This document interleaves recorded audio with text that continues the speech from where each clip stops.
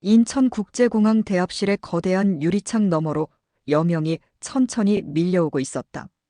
13살 소녀 수아는 혼자서 출국 수속을 마치고 손가방을 꼭 껴안은 채 탑승구 앞에 앉아 있었다. 이른 아침 비행기라 그런지 공항은 아직 한산했고 간혹 지나가는 사람들의 발걸음 소리만이 고요함을 깨뜨렸다. 수아의 마음은 복잡했다.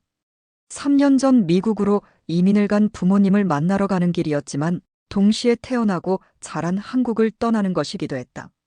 할머니, 할아버지, 그리고 무엇보다 증조할머니와의 이별이 아직도 가슴 한편에 아련하게 남아 있었다. 수아야, 이것 좀 가져가렴. 지난주 증조할머니가 건네준 것은 오래된 한지 부채였다. 연한 분홍빛이 도는 한지 위에는 섬세한 매화 문양이 그려져 있었고 손잡이 부분은 대나무로 만들어져 있었다. 오랜 세월을 견뎌낸 듯 약간 바랜 색이었지만 그 안에서 은은한 고급스러움이 풍겨나왔다. 이건 내 할머니가, 그러니까 내 고조할머니가 물려주신 거란다. 우리 집안 여자들이 대대로 물려받은 것이지. 미국에 가서도 내가 누구인지 잊지 말라는 뜻으로 주는 거야. 증조할머니의 주름진 손이 부채를 쓰다듬는 모습이 수아의 기억 속에 선명하게 남아 있었다. 그때 할머니의 눈가에 고인 눈물을 수아는 못 본 척했지만 사실 자신도 코끝이 찡했다. 탑승 안내 말씀드립니다. 샌프란시스코행 K21편 승객 여러분께서는 방송이 울려 퍼지자 수아는 조심스럽게 일어났다. 손가방 안에서 부채가 있는 자리를 한 번 더 확인하고 탑승권을 꺼내 들었다. 12시간의 긴 비행이 시작되려고 했다. 비행기에 올라타자 승무원들이 친절하게 인사를 건넸다. 수아는 이코노미석 창가 자리에 앉았다. 혼자 여행하는 어린 승객이라 그런지 승무원들이 특별히 신경을 써주는 것 같았다. 하지만 수아는 이미 충분히 성숙한 소녀였다. 부모님과 떨어져 살면서 많은 것들을 스스로 해결해야 했고 그 과정에서 또래보다 일찍 어른스러워졌다. 창밖으로 보이는 인천의 모습이 점점 작아져 갔다. 수아는 한국을 떠나는 것에 대한 아쉬움과 부모님을 만날 수 있다는 기대감이 뒤섞인 복잡한 마음을 달래려고 눈을 감았다. 비행기가 순항고도에 도달한 지 몇 시간이 지났다.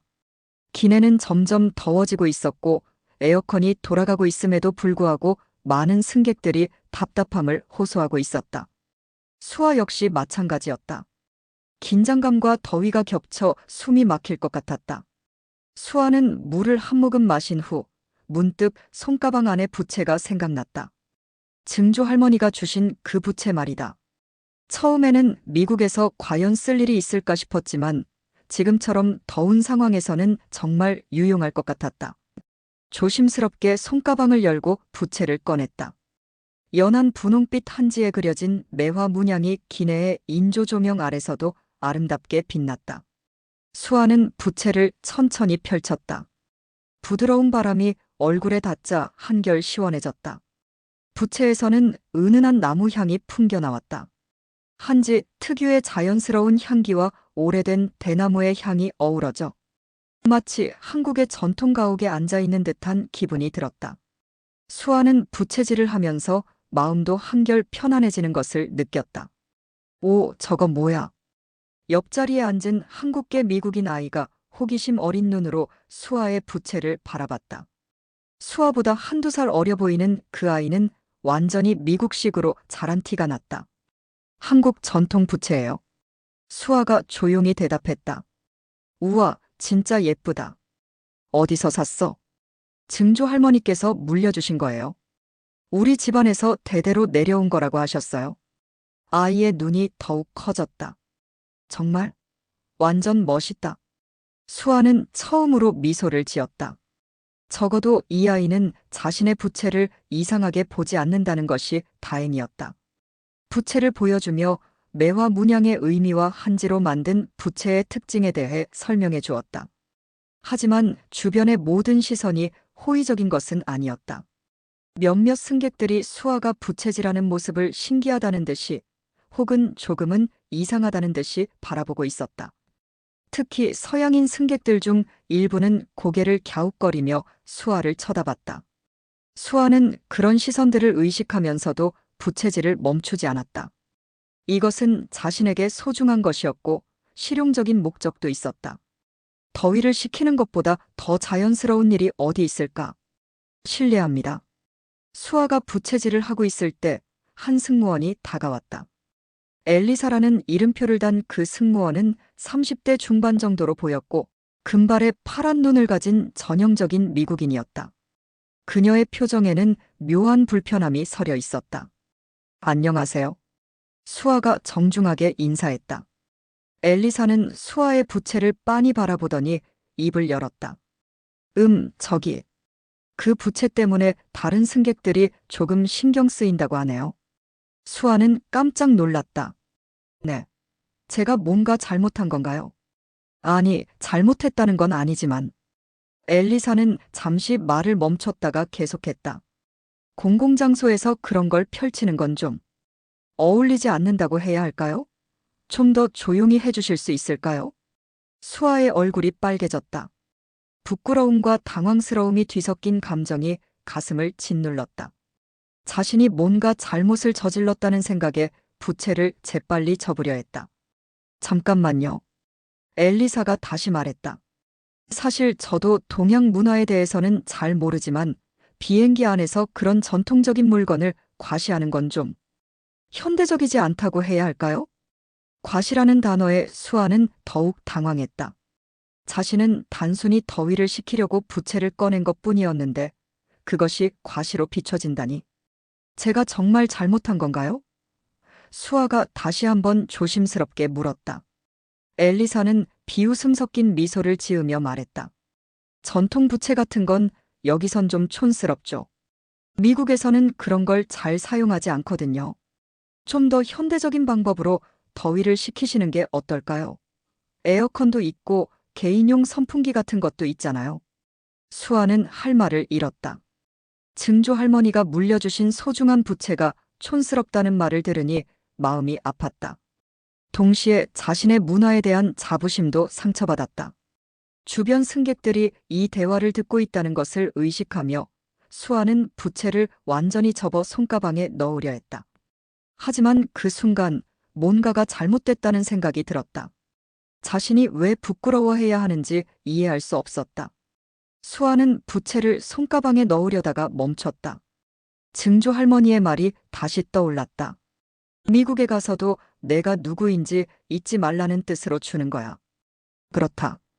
이 부채는 단순한 장신구가 아니었다. 이것은 자신의 정체성이었고 몇 대에 걸쳐 이어져 온 가족의 역사였다. 증조 할머니 그리고 그 위에 고조 할머니가 소중히 여겨온 것을 왜 자신이 부끄러워해야 하는가? 수아는 부채를 다시 꺼내 손에 꼭 쥐었다. 접힌 부채였지만 그 안에 담긴 의미는 여전히 크고 소중했다. 죄송하지만 수아가 조용하지만 또렷한 목소리로 말했다. 저는 잘못한 게 없다고 생각해요. 엘리사는 놀란 표정을 지었다. 순진해 보이던 동양 소녀가 갑자기 대들고 있다고 생각했다. 뭐라고요? 이 부채는 제 증조 할머니가 물려주신 거예요. 저희 가족이 대대로 물려받은 소중한 유산이에요. 저는 단지 더워서 부채질을 한 것뿐이에요. 다른 승객들에게 피해를 주지도 않았고 시끄럽게 하지도 않았어요. 수아의 목소리는 떨리고 있었지만 그 안에는 확신이 담겨 있었다. 13살 소녀의 입에서 나온 말이라고는 믿기 어려울 정도로 성숙하고 당당했다. 그래도 다른 사람들이 불편해한다면 누가 불편해한다고 하셨나요? 수아가 반문했다. 제가 보기에는 옆자리 친구도 예쁘다고 했고 다른 분들도 특별히 뭐라고 하지 않으신 것 같은데요. 실제로 주변 승객들은 수아의 부채에 대해 특별한 불만을 표한 적이 없었다. 오히려 신기하다는 반응이 더 많았다. 엘리사의 말은 자신의 편견에서 나온 것이었다. 이건 과시가 아니에요. 수아가 계속 말했다. 이건 제 문화이고 제 정체성이에요. 그리고 실용적인 목적도 있어요. 더위를 식히는 거죠. 저는 제 문화를 부끄러워하지 않아요. 엘리사는 말을 잃었다. 이런 상황은 예상하지 못했다. 보통 이런 경우 승객들은 그냥 순순히 따르는 경우가 많았는데 이 소녀는 달랐다. 분위기가 어색해진 가운데 수아는 다시 한번 정중하게 물었다. 제가 정말로 뭔가 잘못한 건가요? 규정을 어긴 건가요? 이 질문은 핵심을 찔렀다. 사실 비행기 안에서 부채를 사용하는 것을 금지하는 규정은 없었다. 안전에 위험을 주는 것도 아니었고, 다른 승객들에게 실질적인 피해를 주는 것도 아니었다. 엘리사는 잠시 당황했다. 규정을 들먹일 수도 없고, 그렇다고 자신의 개인적인 편견을 인정할 수도 없었다. 규정은 아니지만, 엘리사가 말을 더듬었다. 그냥, 현대적이지 않다고 해야 할까요? 현대적이지 않다는 게 무슨 뜻인가요? 수아가 순수한 호기심으로 물었다. 엘리사는 점점 더 궁지에 몰렸다. 어떻게 대답해야 할지 몰랐다. 현대적이지 않다는 것이 정확히 무엇을 의미하는지 자신도 명확하게 설명할 수 없었다. 그냥, 요즘 사람들은 그런 걸 잘 안 쓴다는 뜻이에요. 그럼 요즘 사람들이 안 쓰는 건 다 나쁜 건가요? 수아의 질문은 계속됐다. 저희 할머니는 아직도 한복을 입으세요. 그것도 현대적이지 않다고 하실 건가요? 주변 승객들이 이 대화에 관심을 보이기 시작했다. 몇몇은 수아의 편을 들고 있는 것 같았고, 몇몇은 여전히 중립적인 태도를 보였다. 저는 제 문화가 자랑스러워요. 수아가 마지막으로 말했다. 이 부채는 제게 아주 소중한 거예요. 그리고 아무도 피해를 주지 않는 한 저는 계속 사용하고 싶어요. 엘리사는 더 이상 할 말이 없었다. 하지만 자신의 권위가 도전받았다는 느낌에 기분이 좋지 않았다. 어쨌든 엘리사가 조금 더 날카로운 톤으로 말했다. 다른 승객들을 배려해 주셨으면 좋겠어요. 전통 부채 같은 건 여기선 좀 촌스럽잖아요. 바로 그 순간이었다. 엘리사의 마지막 말이 끝나자마자 갑자기 비행기 앞쪽에서 움직임이 있었다. 검은 정장을 입은 남자들이 일제히 자리에서 일어났다. 모두 8명이었고 이들의 움직임은 동시에 그리고 매우 전문적이었다. 승객들은 갑작스러운 상황에 당황했다. 뭔가 심각한 일이 벌어지는 건 아닌지 불안해하기 시작했다. 제가 박재현입니다. 그들 중 한 명이 수아와 엘리사가 있는 곳으로 걸어오며 말했다. 40대 초반으로 보이는 그는 차분하지만 권위 있는 목소리를 가지고 있었다. 저희는 현재 국제항공 내 차별 발언 모니터링을 담당하고 있습니다. 엘리사의 얼굴이 창백해졌다. 갑자기 무슨 일인지 이해할 수 없었다. 방금 전 대화 내용을 모두 녹음했으며 박재현이 계속 말했다.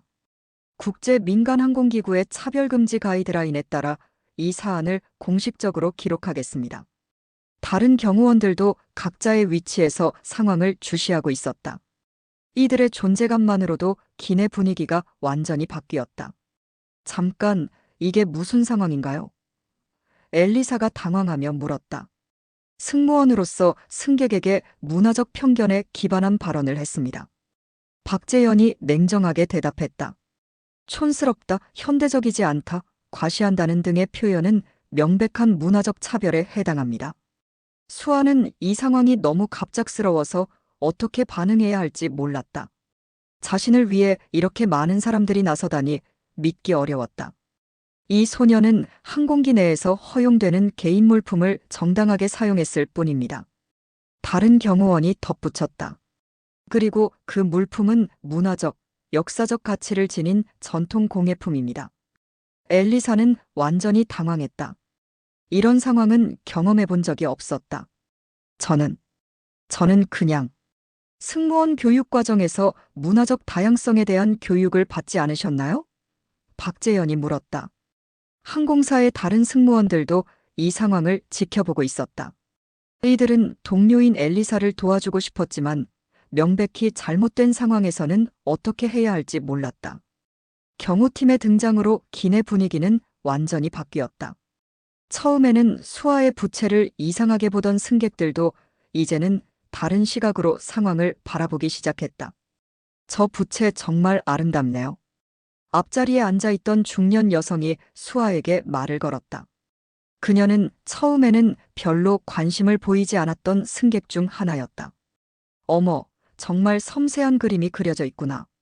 다른 승객도 관심을 보였다. 수아는 조심스럽게 부채를 다시 펼쳤다.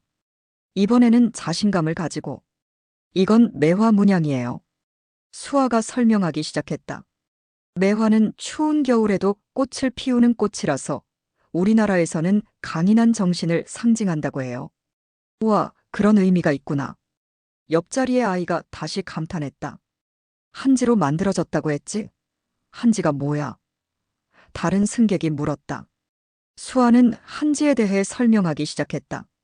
당나무로 만든 전통종이라는 것, 1000년이 지나도 변하지 않는 내구성을 가지고 있다는 것, 그리고 자연 친화적이라는 것까지.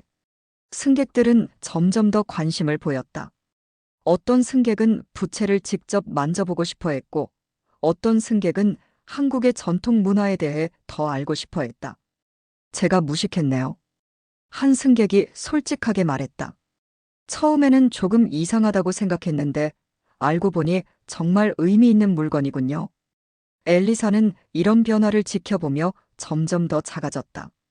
자신이 얼마나 편견에 사로잡혀 있었는지 깨닫기 시작했다.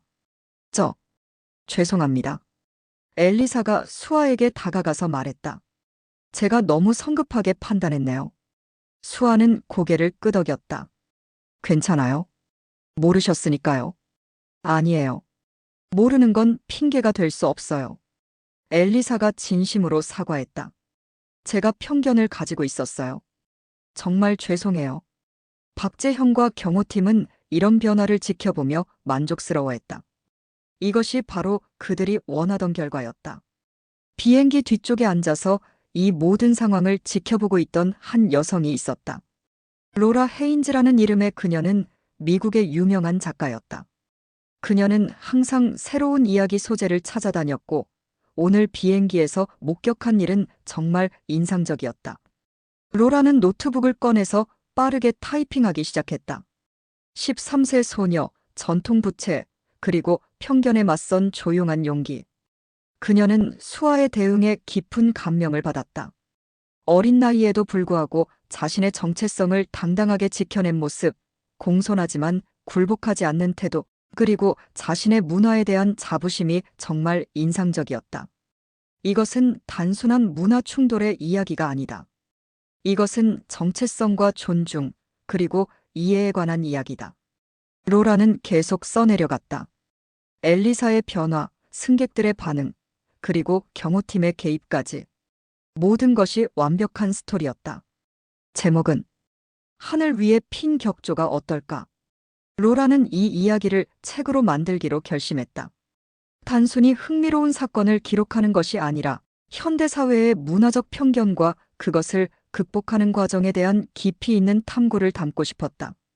비행이 끝나기 전에 로라는 수아에게 다가갔다. 안녕하세요. 저는 로라 헤인즈라는 작가예요. 수아는 놀랐다. 유명한 작가가 자신에게 말을 거는 게 신기했다.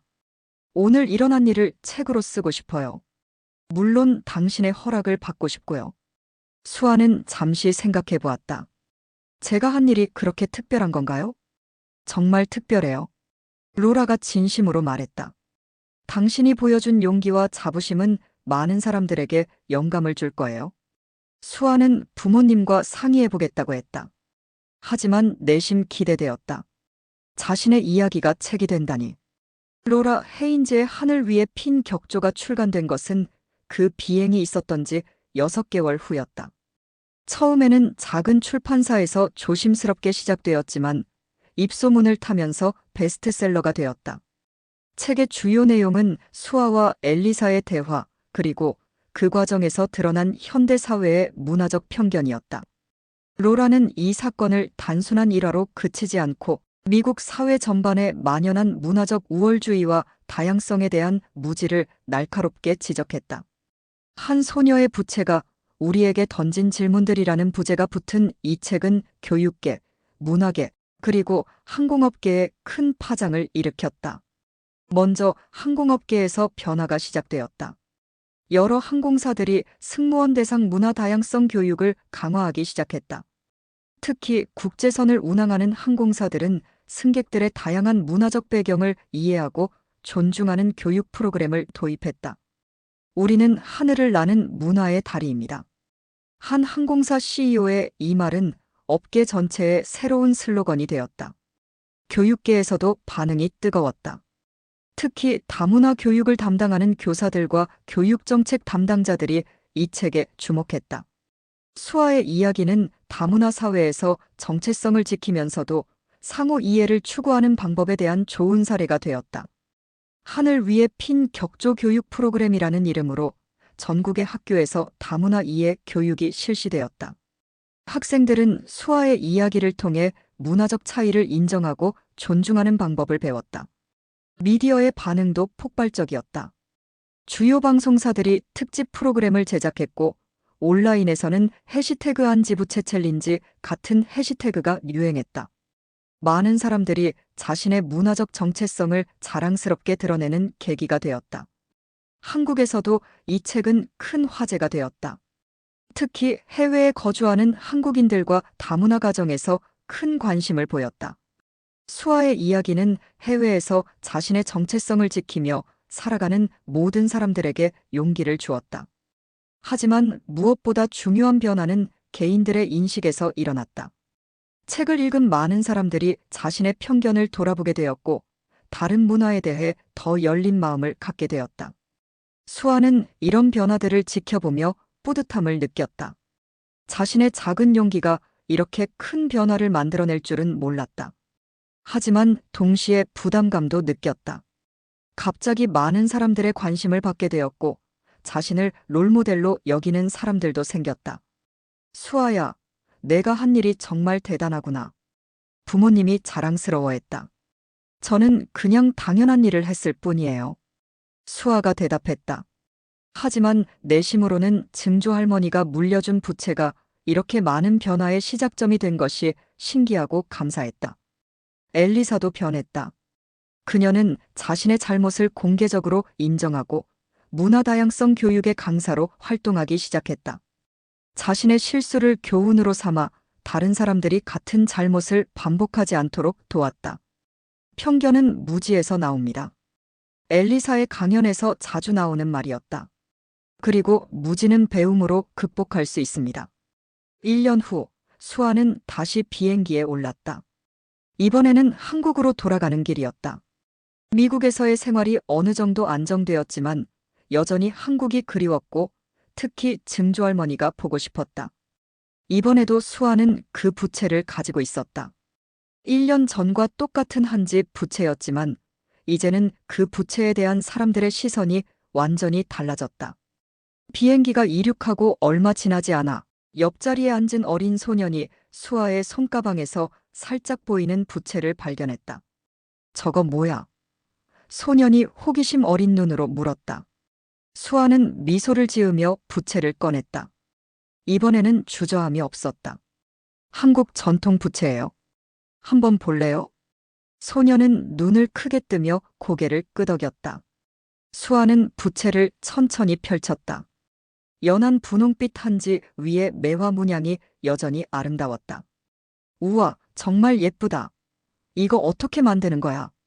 한지라는 특별한 종이로 만들어요. 당나무라는 나무에서 나온 종이인데 아주 오래 보관할 수 있어요. 주변 승객들도 자연스럽게 관심을 보였다. 하지만 1년 전과는 달리 이번에는 호기심과 존중이 가득한 시선들이었다. 하늘 위에 핀 격조 그 소녀 맞죠? 한 승객이 조심스럽게 물었다. 수아는 약간 부끄러워하며 고개를 끄덕였다. 와, 정말이에요? 그 책 읽었어요. 정말 감동적이었어요. 저도 읽었어요. 제 딸에게도 읽게 했는데 정말 많은 걸 배웠다고 하더라고요. 승객들이 하나둘 모여들기 시작했다. 하지만 이번에는 구경거리를 보려는 것이 아니라 진심으로 수아의 이야기를 듣고 싶어 하는 것이었다. 한국 문화에 대해 더 알고 싶어요. 한 승객이 말했다. 저희 딸도 한국계인데 요즘 자신의 정체성에 대해 고민이 많아요. 어떻게 하면 당신처럼 자신감을 가질 수 있을까요? 수아는 이런 질문들에 차근차근 대답했다. 자신도 처음에는 두려웠다는 것, 하지만 자신의 문화를 부끄러워할 이유가 없다는 것을 깨달았다는 것, 그리고 서로 다른 문화를 이해하고 존중하는 것이 얼마나 중요한지에 대해서. 가장 중요한 건 자신을 사랑하는 거예요. 수아가 말했다. 자신의 뿌리를 부끄러워하지 않고 동시에 다른 사람들의 문화도 존중하는 거죠. 비행 중간에 승무원이 다가왔다. 수아는 잠시 긴장했지만 승무원의 표정은 친근했다. 안녕하세요. 저는 김민지 승무원이에요. 혹시 그 아름다운 부채에 대해 더 알려주실 수 있나요? 다른 승객분들도 정말 관심이 많으시거든요. 수아는 기꺼이 설명을 시작했다. 한 집 부채의 역사, 제작 과정, 그리고 자신의 가족사까지. 승객들은 진심으로 경청했고 중간중간 질문도 했다. 정말 멋진 문화네요. 한 승객이 감탄했다. 저도 우리 문화에 대해 더 자세히 알아봐야겠어요. 다른 승객이 말했다. 이런 반응들을 보며 수아는 뿌듯함을 느꼈다. 1년 전에 그 일이 정말 의미 있는 변화를 만들어냈다는 것을 실감했다. 비행기가 인천공항에 착륙했을 때 여러 승객들이 수아에게 감사 인사를 했다. 당신 덕분에 많은 걸 배웠어요. 용기를 가져주셔서 고마워요. 계속해서 자신의 문화를 자랑스러워해 주세요. 수아는 이런 반응들이 신기하면서도 감사했다. 자신의 작은 용기가 이렇게 많은 사람들에게 영향을 미쳤다는 것이. 공항에서 수아를 마중 나온 건 할머니와 할아버지였다. 그리고 휠체어에 앉은 증조 할머니도 함께였다. 우리 수아가 돌아왔구나. 증조 할머니가 수아의 손을 잡으며 말했다. 증조 할머니, 저 왔어요. 수아가 부채를 꺼내며 말했다. 이거 정말 소중히 잘 간직했어요. 증조 할머니는 부채를 보며 흐뭇하게 미소 지었다. 그래, 잘했다.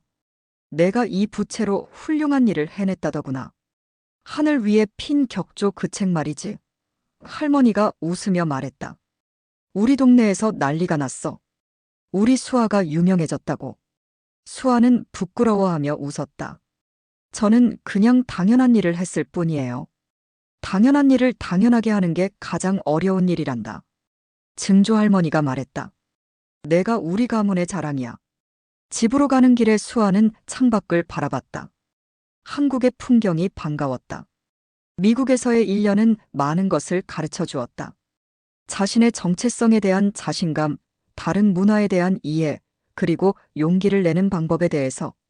그리고 무엇보다 작은 것 하나라도 소중히 여기고 지켜나가는 것이 얼마나 중요한지를 배웠다.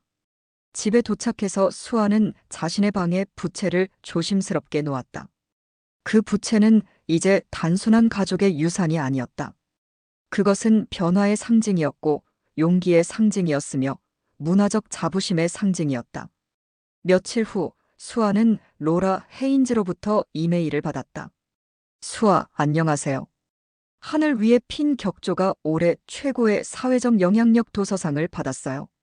이 모든 게 당신 덕분이에요. 당신의 용기가 세상을 조금 더 나은 곳으로 만들었어요. 수아는 이메일을 읽으며 미소 지었다. 자신이 한 일이 정말 의미가 있었다는 것을 다시 한번 확인할 수 있었다. 그날 밤 수아는 부채를 다시 펼쳤다. 매화 문양이 달빛 아래서 더욱 아름답게 보였다. 매화는 추운 겨울에도 꽃을 피우는 꽃이다. 어려운 상황에서도 굴복하지 않는 강인한 정신을 상징한다. 수아는 자신도 그런 매화와 같은 사람이 되고 싶다고 생각했다. 어려운 상황에서도 자신의 정체성을 잃지 않고 동시에 다른 사람들에게도 용기를 줄 수 있는 사람으로. 부채를 조심스럽게 접으면서 수아는 다짐했다. 앞으로도 자신의 문화를 자랑스러워하고 동시에 다른 문화도 존중하는 사람이 되겠다고. 그리고 언젠가는 이 부채를 자신의 딸에게 아니면 손녀에게 물려주며 이 이야기를 들려주겠다고. 한 집 부채는 여전히 그 자리에 있었다. 하지만 이제 그것은 단순한 부채가 아니었다. 그것은 용기와 자부심 그리고 변화의 이야기를 담은 소중한 유산이었다. 수아의 이야기는 끝났지만 그 부채가 만들어낸 변화는 계속될 것이었다. 더 많은 사람들이 자신의 문화를 자랑스러워하고 더 많은 사람들이 다른 문화를 존중하게 될 것이었다. 그리고 언젠가는 또 다른 수아가 또 다른 부채를 들고 또 다른 용기의 이야기를 써나갈 것이었다. 하늘 위의 핀 격조는 이렇게 계속해서 전해져 나갈 것이다. 5년 후 수아는 18세가 되었다. 그녀는 문화 인류학을 전공하기로 결정했고 자신의 경험을 바탕으로 문화 간 이해를 증진시키는 일을 하고 싶어 했다. 그 한지 부채는 여전히 수아의 곁에 있었다. 때로는 실용적인 목적으로, 때로는 문화를 소개하는 도구로 사용되었다. 하지만 항상 그것은 수아에게 자신이 누구인지, 어디서 왔는지를 상기시켜주는 소중한 물건이었다. 하늘 위의 핀 격조는 여러 언어로 번역되어 전 세계에서 읽혔다. 많은 나라에서 문화 다양성 교육의 교재로 사용되었고 수많은 사람들에게 영감을 주었다. 엘리사는 여전히 승무원으로 일하고 있었지만 이제는 항공사의 문화 다양성 교육 프로그램의 책임자이기도 했다. 그녀는 자신의 실수를 교훈으로 삼아 다른 승무원들이 같은 잘못을 반복하지 않도록 교육하는 일에 열정을 쏟았다. 박재형과 그의 팀은 국제적인 문화 다양성 보호기구를 설립했다. 그들은 전 세계에서 일어나는 문화적 차별 사건들을 모니터링하고 피해자들을 지원하는 일을 했다. 로라 헤인즈는 하늘 위의 핀 격조의 후속작을 준비하고 있었다. 이번에는 수아의 이야기가 만들어낸 변화들과 전 세계에서 일어나고 있는 비슷한 사례들을 다룰 예정이었다. 그리고 수아의 증조할머니는 100세 생일을 맞아 가족들과 함께 조용한 파티를 열었다. 그 자리에서 수아는 그 한지 부채를 들고 증조할머니 앞에서 전통 부채춤을 췄다. 고마워, 수아야. 증조할머니가 눈물을 글썽이며 말했다. 내가 우리의 전통을 지켜주어서. 아니에요, 증조할머니. 수아가 대답했다. 제가 감사해요. 이런 소중한 것을 물려주셔서. 그날 밤 수아는 다시 한번 그 부채를 바라봤다. 5년이 지났지만 여전히 아름다웠다. 매화 문양은 여전히 선명했고 한지의 질감은 여전히 부드러웠다. 수아는 언젠가 자신도 이 부채를 누군가에게 물려줄 날이 올 것이라고 생각했다. 그리고 그때는 지금보다 더 많은 이야기를 함께 전해줄 수 있을 것이라고. 자신의 용기에서 시작된 작은 변화가 세상을 조금 더 나은 곳으로 만들었다는 이야기를. 서로 다른 문화를 이해하고 존중하는 것이 얼마나 아름다운 일인지에 대한 이야기를. 한지 부채는 계속해서 그 이야기를 이어갈 것이다. 격조 있게, 당당하게, 그리고 사랑스럽게.